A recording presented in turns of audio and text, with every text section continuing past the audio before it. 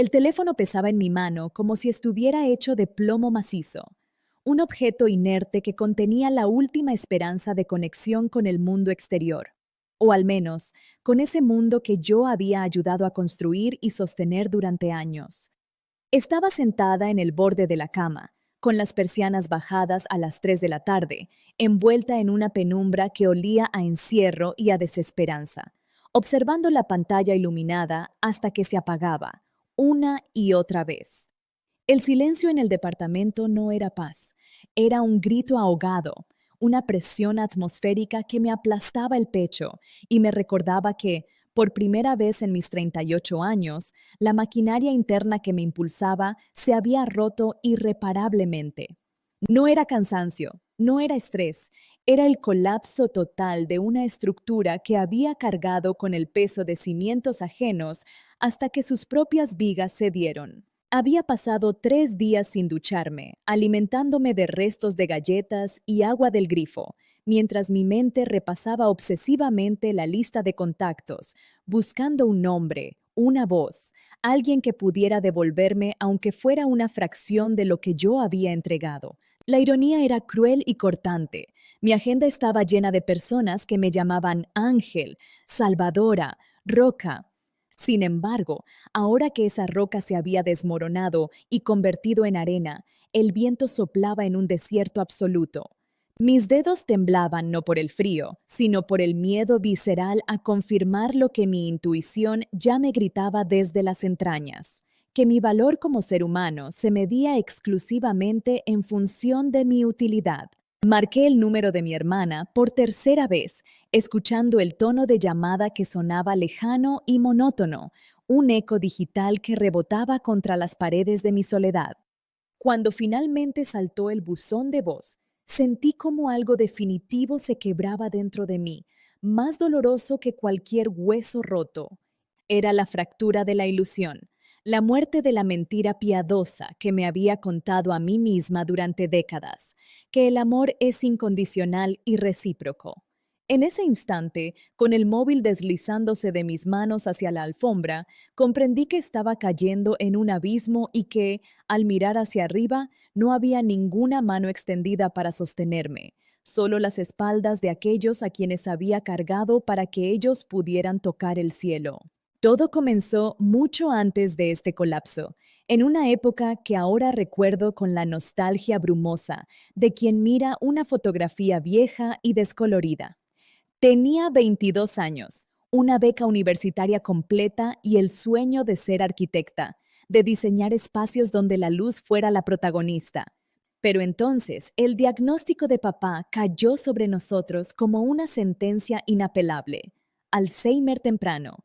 Recuerdo el olor antiséptico de la sala de espera y la mirada perdida de mi madre, una mujer que siempre había sido dependiente y que, ante la adversidad, se convirtió en una niña asustada. Fue en ese preciso momento, sin que nadie me lo pidiera verbalmente, pero con la presión implícita de 1000 generaciones, cuando asumí el manto. Dejé la universidad temporalmente, una temporalidad que se extendió por 7 años de pañales de adulto, cucharas de puré y noches en vela vigilando que papá no se escapara a la calle en pijama buscando una casa que ya no existía en su memoria. Nadie cuestionó mi sacrificio. De hecho, lo celebraron como si fuera mi destino natural. Elena es tan buena, decían las tías en los velorios y cumpleaños, mientras yo servía el café y limpiaba las migajas, invisible en mi servicio. Cuando papá finalmente falleció, no hubo tiempo para mi duelo, porque la vida de los demás seguía demandando combustible, y yo era la única gasolinera abierta 24 horas. Apenas el silencio de la muerte de papá se asentó, el caos de la vida de mi hermana Lucía estalló. Su divorcio fue tormentoso, lleno de gritos y abogados costosos. ¿Y a dónde más iría sino a la casa de la hermana mayor soltera y responsable? Recibí a Lucía y a mis 2 sobrinos, entonces de 3 y 5 años, convirtiendo mi pequeño santuario en un campo de batalla de juguetes, llantos y recriminaciones conyugales ajenas. Durante 2 años, fui madre sustituta, psicóloga no remunerada y proveedora financiera. Trabajaba en una oficina administrativa de 9 a 5 y hacía traducciones por las noches para cubrir los gastos extra de 3 bocas más. Recuerdo una noche específica. Llovía a cántaros y uno de mis sobrinos tenía fiebre alta. Lucía estaba en una cita, tratando de recuperar su juventud, y yo estaba allí, con paños fríos en la frente del niño, cantando nanas mientras mis propios ojos ardían de sueño atrasado. Me repetía a mí misma, la familia es todo, Elena, esto es lo que se hace. Era mi mantra, mi escudo contra la amargura que a veces, solo a veces, asomaba su cabeza fea en la madrugada. Me convencí de que ese sacrificio era una inversión en amor, un depósito en un banco emocional que, llegado el momento, me daría rendimientos. Pero el banco solo aceptaba depósitos, nunca permitía retiros. Mis amigas de la juventud se casaron, viajaron, ascendieron en sus carreras o simplemente vivieron. Yo vivía a través de las crisis de los demás. Mis sueños de arquitectura se transformaron en la arquitectura de la supervivencia familiar. Diseñé presupuestos ajustados en lugar de edificios. Construí puentes de comunicación entre parientes peleados en lugar de puentes sobre ríos. Me volví experta en apagar incendios que yo no había provocado, tragándome el humo hasta que mis pulmones se acostumbraron a respirar cenizas. La fatiga se volvió mi estado natural, una segunda piel que me pesaba pero que ya no sabía cómo quitarme sin sentirme desnuda y egoísta. La dinámica con mi madre empeoró tras la viudez. Se volvió una criatura demandante, frágil por elección.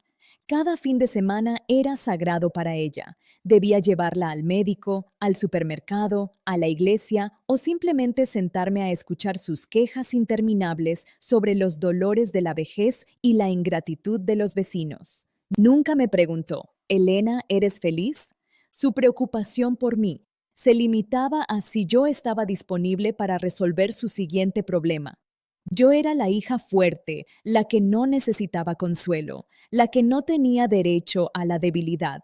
Esa etiqueta de la fuerte no era un halago, era una jaula de barrotes dorados, una prisión que me impedía gritar que yo también tenía miedo, que yo también me sentía sola, que yo también quería que alguien me preparara una sopa caliente. El tiempo pasó y las arrugas finas empezaron a aparecer alrededor de mis ojos, marcas de preocupación más que de risa. El trabajo administrativo se volvió más exigente. Mi jefe era un tirano que olía mi necesidad de mantener el empleo y la explotaba sin piedad. Yo aguantaba, siempre aguantaba. Tengo que pagar la ortodoncia de mi sobrino, pensaba. Tengo que ayudar a mamá con la gotera del techo. Mi salario se evaporaba antes de tocar mi cuenta bancaria, disuelto en las necesidades urgentes de todos menos las mías. Comencé a tener insomnios crónicos, mirando el techo a las 4 de la mañana, sintiendo un vacío en el estómago que no era hambre, sino una ansiedad corrosiva, un presentimiento de que la cuerda estaba tan tensa que pronto se rompería y el latigazo sería mortal. Las señales físicas del colapso fueron ignoradas. Dolores de cabeza constantes, taquicardias repentinas en el metro, un cansancio que no se iba con el sueño. Mi cuerpo gritaba, pero yo le ponía una mordaza de cafeína y analgésicos de venta libre. No tenía tiempo para enfermarme. Enfermarse era un lujo que se daban las personas que tenían quien las cuidara. Yo era la cuidadora y los cuidadores no se rompen, o al menos eso creía, hasta que llegó esa mañana de martes, gris y lluviosa, donde sonó el despertador y mis piernas simplemente se negaron a obedecer. No era parálisis física, era parálisis del alma. El peso de 20 años de postergación cayó sobre mí en un segundo, aplastándome contra el colchón. Intenté levantarme, juro que lo intenté. Mi mente daba la orden. Levántate, tienes una reunión, tienes que transferirle dinero a mamá. Pero mi cuerpo era un peso muerto, una piedra en el fondo de un pozo. Las lágrimas empezaron a brotar sin sollozos, un flujo continuo y silencioso que mojaba la almohada. El terror se apoderó de mí, no por la enfermedad, sino por la certeza absoluta de que si yo no me levantaba, el mundo que sostenía sobre mis hombros se vendría abajo. Pero lo que más me aterrorizaba en ese silencio sepulcral no era el colapso del mundo, sino la sospecha de que, si el mundo se caía, a nadie le importaría qué pasaba con la columna que lo había sostenido. Si Lucía era el caos emocional que yo debía ordenar, mi hermano Javier era el agujero negro financiero que yo debía llenar. Javier el menor, el nene de mamá incluso a sus 35 años. Siempre tuvo ese encanto irresponsable, esa sonrisa de medio lado que usaba para desarmar cualquier reclamo. Javier tenía proyectos, nunca trabajos. Tenía visiones de negocio, nunca planes concretos. Y cada vez que una de sus inversiones en criptomonedas, en negocios multinivel o en apuestas deportivas fallaba, adivinen a quién llamaba. No llamaba para pedir, no directamente. Llamaba para contarme con voz quebrada que lo iban a desalojar, que no tenía para comer, manipulando mi culpa con la precisión de un cirujano. Y yo, la hermana mayor, la proveedora, sacaba de mis ahorros, de mi fondo de retiro inexistente, para salvarlo. Recuerdo la vez que perdió su empleo hace 3 años. Me juró que sería algo temporal, que solo necesitaba un empujón para pagar las cuotas de su coche, un coche mucho más lujoso que el mío, por cierto. Ese empujón se convirtió en 12 meses de pagar sus facturas. Yo trabajaba doble turno, llegaba a casa con los pies hinchados y los ojos rojos, comiendo fideos instantáneos para ahorrar, mientras veía en redes sociales las fotos de Javier en escapadas de fin de semana con sus amigos, buscando claridad mental. Cuando me atreví a sugerirle que vendiera el coche, me miró con una decepción que me hizo sentir pequeña, mezquina. ¿Vas a dejarme caer ahora, Elena? Eres lo único que tengo. Y esa frase, esa maldita frase, volvía a encadenarme a su destino. La relación con mi madre alimentaba esta dinámica tóxica. Para ella, Javier era un incomprendido y yo era la afortunada, la que tenía la vida resuelta. Ayúdalo, hija, a ti te va bien, tú eres fuerte, me decía cada vez que yo intentaba poner un límite. No veían mis 2 empleos, no veían que no me compraba ropa nueva hacía 3 años, no veían que había dejado de ir al dentista para ahorrar, solo veían el resultado. Elena tiene dinero, Elena resuelve. Me convertí en una institución bancaria sin intereses y sin fecha de devolución. La gratitud era escasa, efímera, duraba lo que tardaba en hacerse efectiva la transferencia bancaria. Después volvía el silencio hasta la próxima crisis. Mi vida social se había reducido a la nada. Había tenido un novio, Carlos, un hombre bueno y paciente que intentó, Dios sabe que intentó, sacarme de ese círculo vicioso.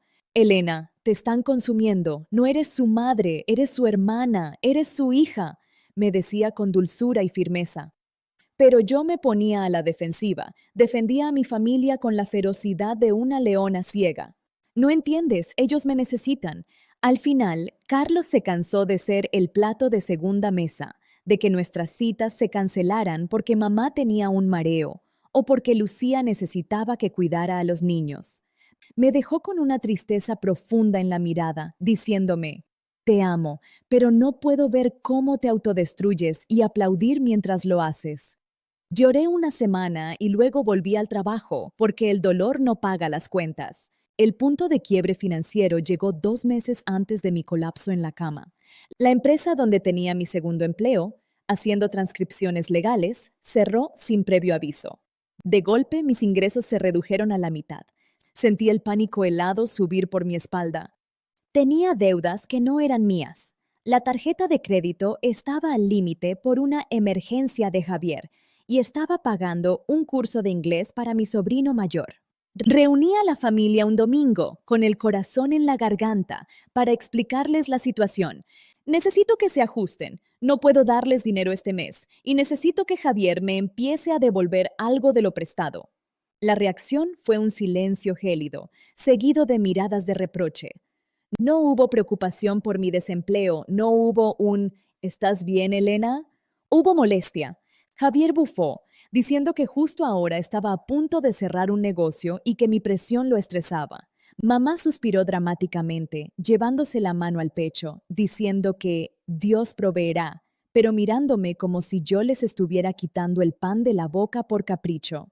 Lucía dijo que buscaría un trabajo extra, pero lo dijo con ese tono de víctima que implicaba que yo estaba siendo irrazonable. Salí de esa reunión sintiéndome la villana de la historia, culpable por no tener recursos infinitos, culpable por ser humana y falible. Esa culpa fue el combustible de mi depresión. Empecé a sentirme inútil. Si no podía proveer, ¿qué era yo? ¿Quién era Elena si no era la billetera o la cuidadora? La ansiedad se transformó en una oscuridad densa que me envolvía apenas abría los ojos. Empecé a cometer errores en mi trabajo principal, olvidaba fechas, enviaba correos erróneos.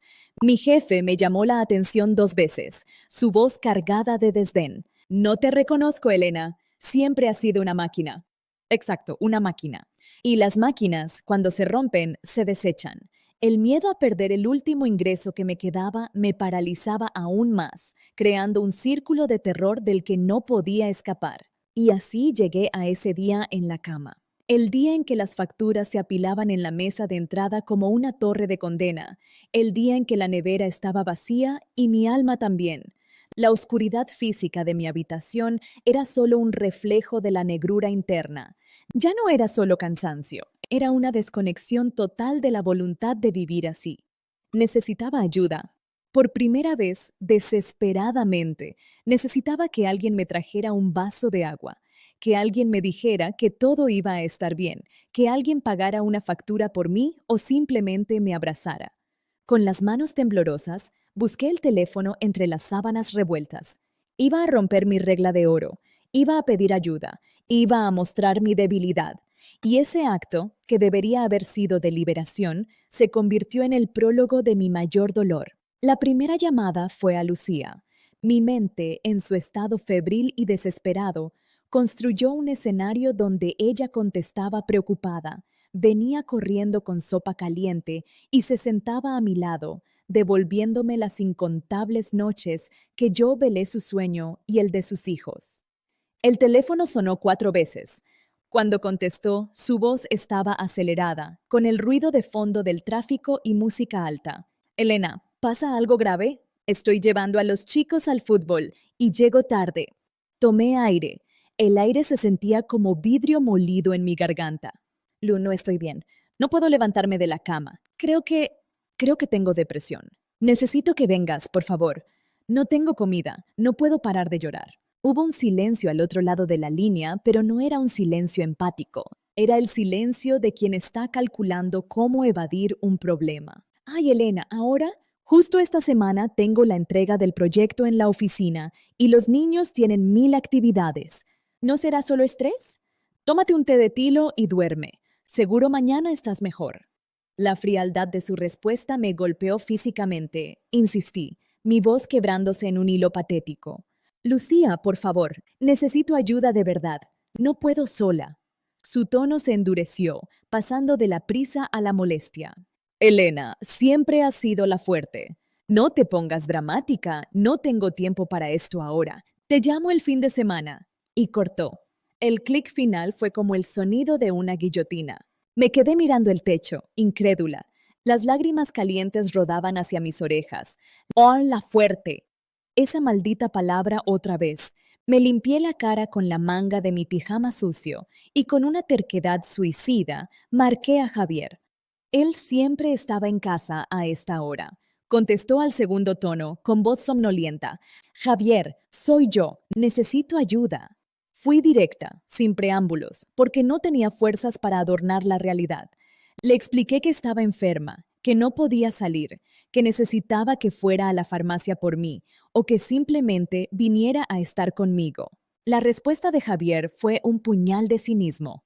Uf, Elena, ¿me estás pidiendo dinero? Porque sabes que estoy en cero. Si es para que te devuelva lo del mes pasado, no tengo. No es dinero, Javier, sollocé, la frustración mezclándose con el dolor. Es que estoy mal, psicológicamente mal. Te necesito a ti, a mi hermano. Él suspiró, un sonido largo y exasperado. Mira, a todos nos dan bajones. Yo he estado deprimido años y nadie hizo un escándalo. Además, no tengo gasolina para ir hasta allá. Duerme un poco, se te pasará. Tú puedes con todo, siempre puedes. La llamada terminó con una promesa vaga de ver si paso la otra semana, que ambos sabíamos que era mentira.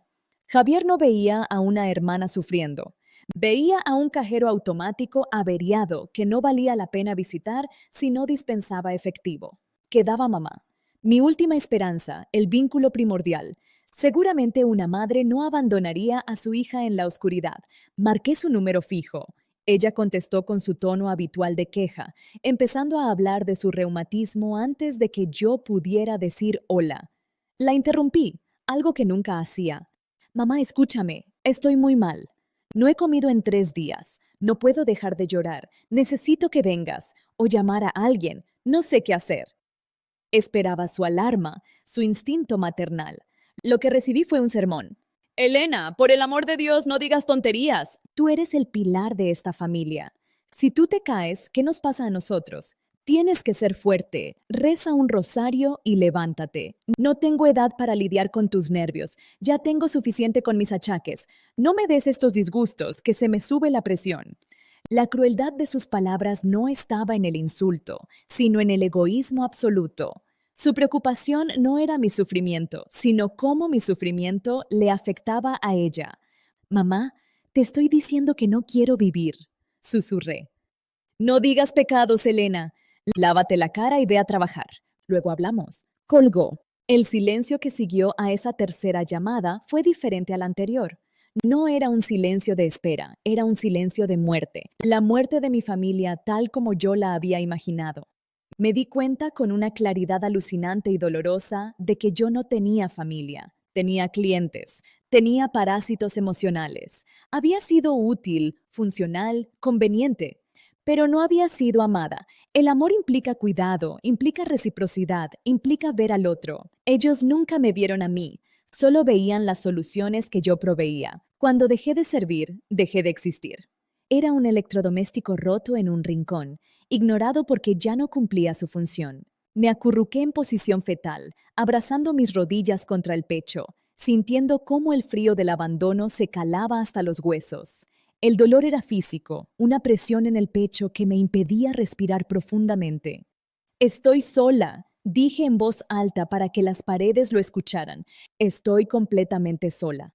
Y en esa soledad, en ese fondo rocoso de mi existencia, algo comenzó a cambiar.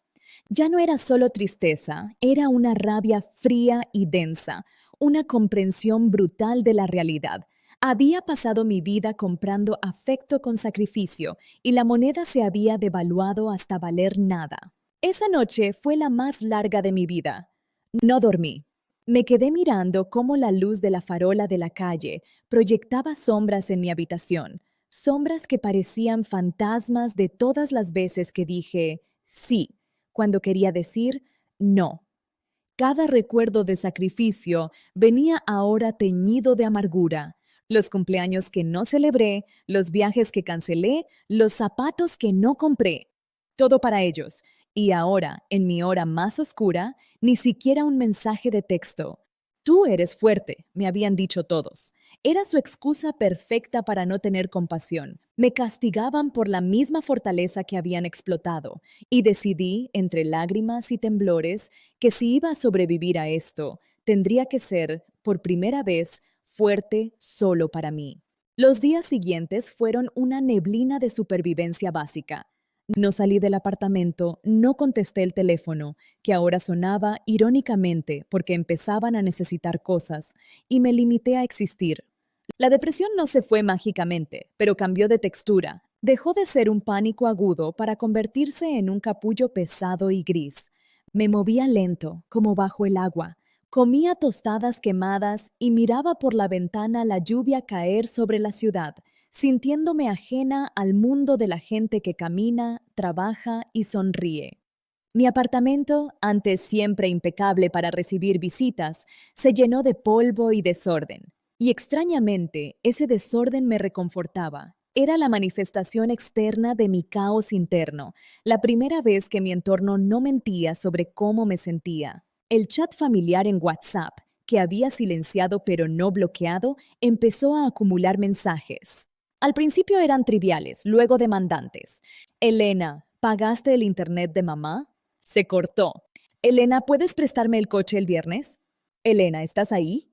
Nadie preguntaba, ¿cómo sigues? Solo notaban mi ausencia por la falta de servicios prestados.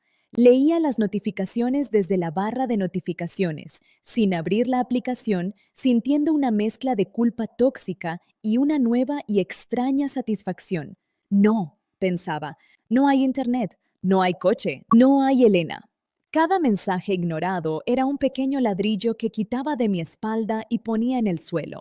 En medio de esa inercia, tuve un momento de lucidez sensorial.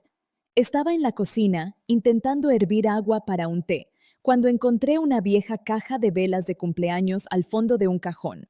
Recordé mi cumpleaños número 35. Había organizado una cena en casa. Cociné durante 2 días. Lucía llegó tarde y se fue temprano porque los niños se aburrían. Javier trajo a un amigo que se terminó el vino y no trajo regalo. Mamá se quejó de que la carne estaba dura.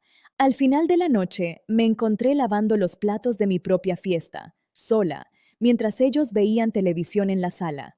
Encendí una de esas velas allí mismo, sobre la encimera de granito frío. La vi consumirse, la pequeña llama luchando contra las corrientes de aire, y me vi a mí misma.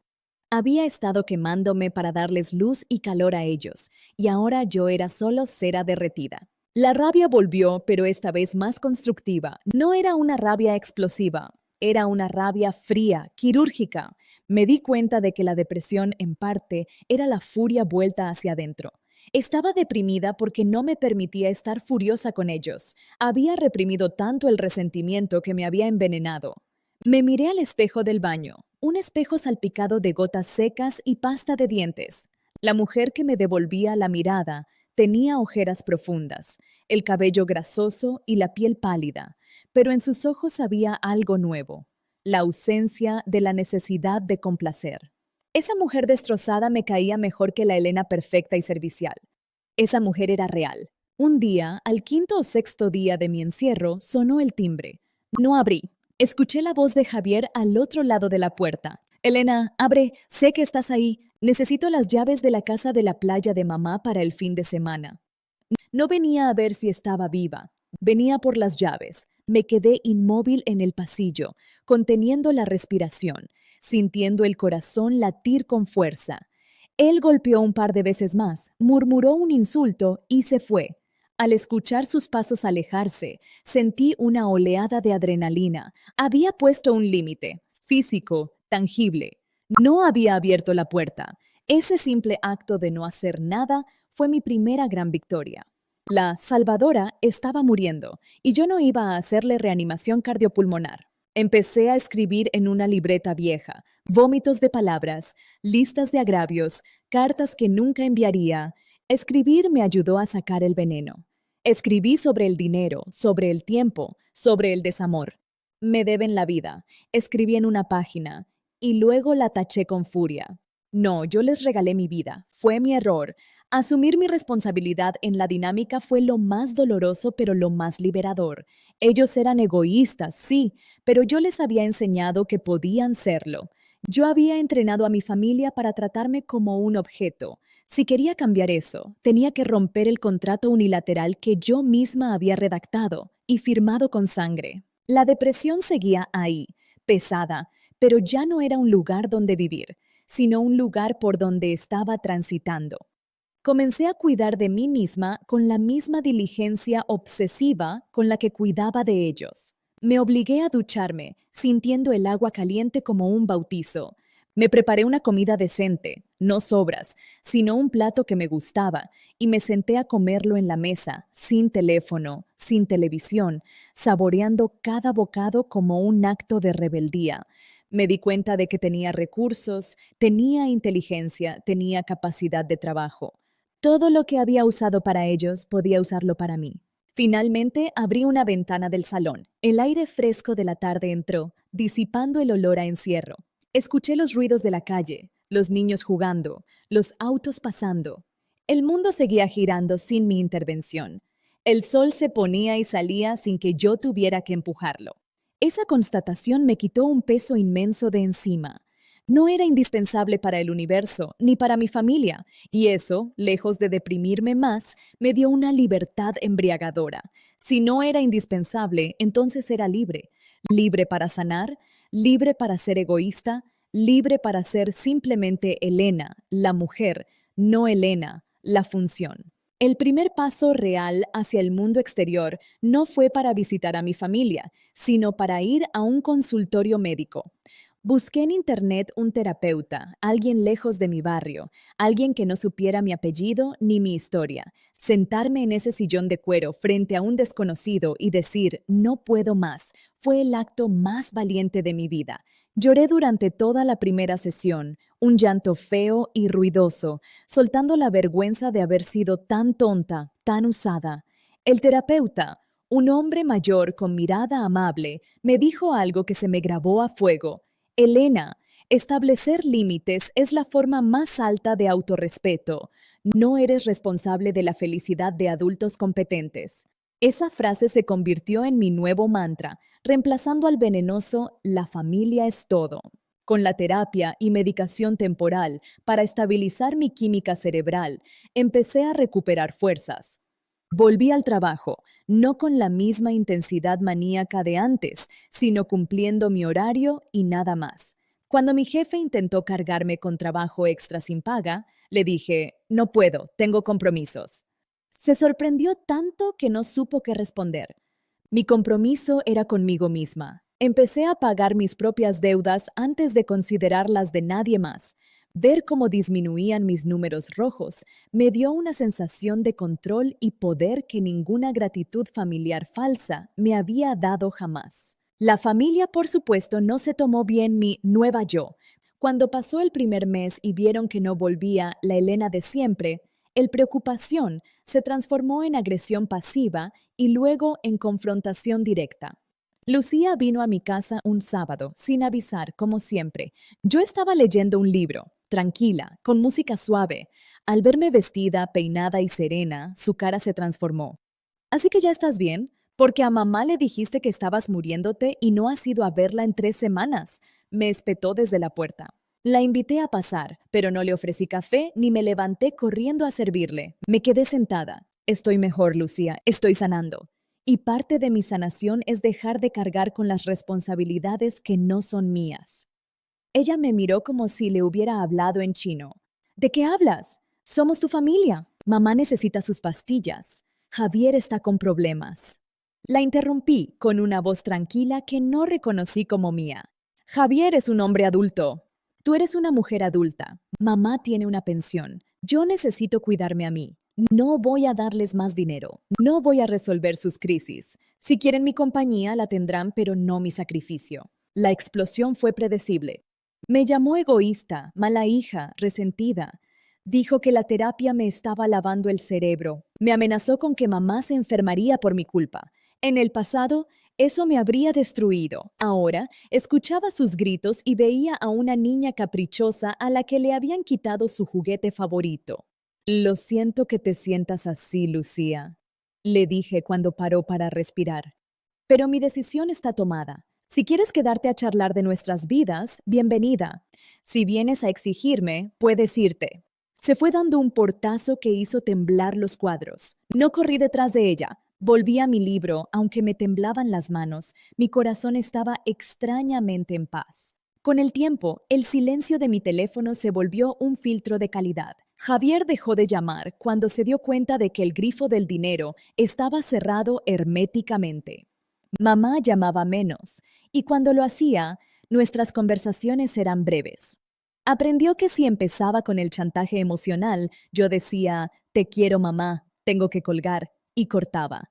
Fue un entrenamiento duro, doloroso, como reeducar extremidades atrofiadas. Hubo días de recaída, días en que la culpa me golpeaba fuerte y quería correr a salvarlos, pero me aferraba a mi terapia, a mis nuevas rutinas, a la certeza de que volver a lo de antes era morir en vida. Empecé a redescubrir quién era yo fuera del rol familiar. Me inscribí en un taller de pintura, algo que siempre quise hacer.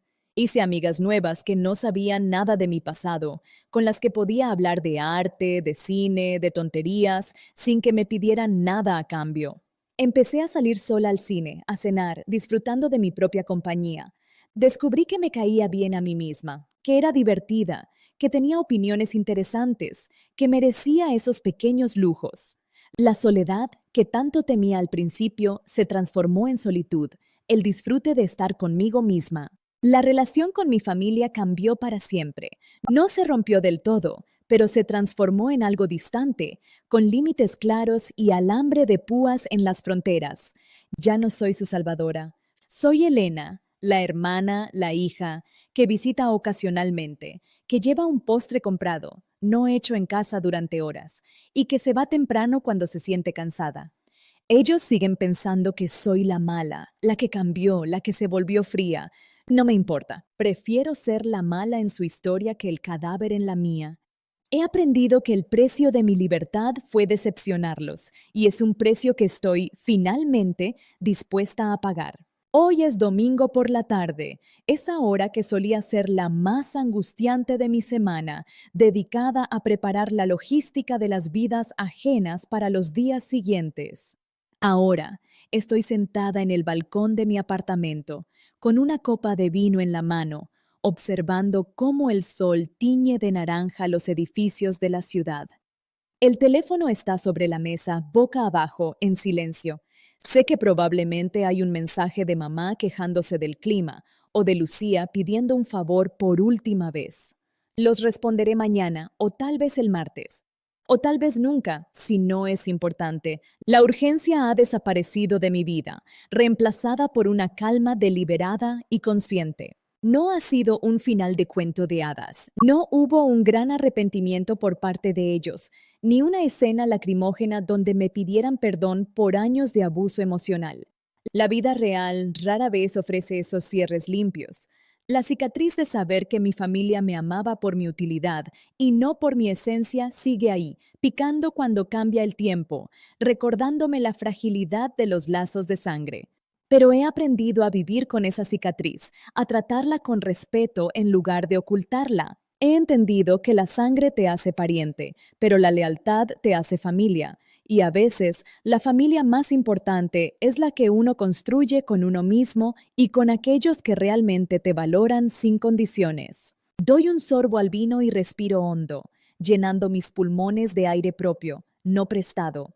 He perdido la etiqueta de la fuerte, de la santa, de la imprescindible. A cambio, he ganado algo mucho más valioso. Me he ganado a mí misma. Soy Elena, imperfecta, un poco egoísta, con límites firmes y un corazón que está aprendiendo a latir a su propio ritmo. Y por primera vez en toda mi vida, cuando me pregunto, ¿cómo estás?, puedo responder con honestidad y una sonrisa tranquila. Estoy aquí. Y eso es suficiente.